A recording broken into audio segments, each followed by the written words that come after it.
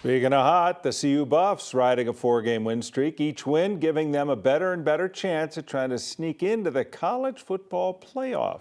This week's rankings have the Buffs on the bubble, ranked 16th by the playoff committee. This is the first year of that expanded playoff, which most of us don't understand. I don't. But that's why we bring in our sports nerd, Jack Linehan, for the return of Jack. Say it for me. It's Jacketology because football now has a bracket, so they have bracketology. Okay, but when you. Jack does it, it's Jacketology. Pretty easy. It's only a couple letters off. The Buffs. I didn't know. Thank you. You're welcome.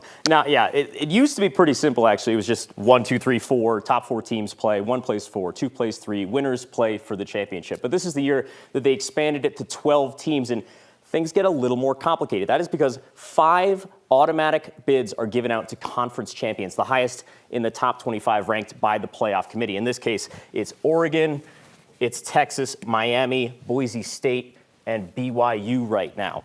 Now, you may notice to the right of these teams is a rank number. That's different from the seed number. BYU is 14. They're not in the top 12, but you don't necessarily need to be in the top 12 as long as you're getting that automatic bid. Now, the 7 remaining at-large bids will go to teams that are ranked high in the playoff rankings, but you may notice 11 isn't on here. That's Tennessee. They're in the top 12, but they're not in the top 7 of non-conference champions. So things get a little complicated as in Oregon's number 1 in both the seeding and the ranking. Ohio State's number 2 in the ranking, but they can only get as high as 5 because they're not projected to win the Big Ten. Oregon is.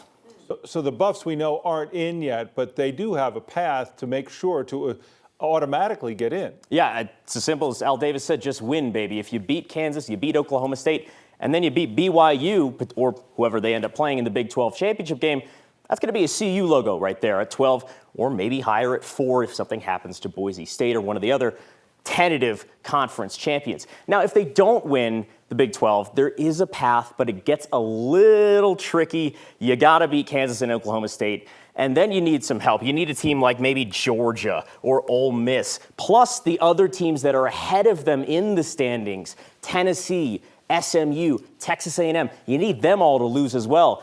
And then you still got to get lucky and hope that the committee likes your schedule, likes your resume so far, and gets you that 11 seed or that 10 seed. But really, it is very simple.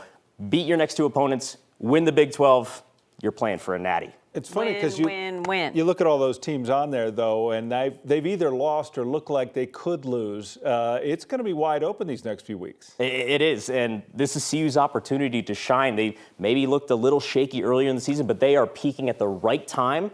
And if they can ride that win streak all the way to the title game in the Big 12 and win it, hey, then you need to win 4 more games and you're national champions. The biggest problem is they got guys like you showing them this chart instead of worrying about next week, 1 game, Kansas. 1 play. Kansas.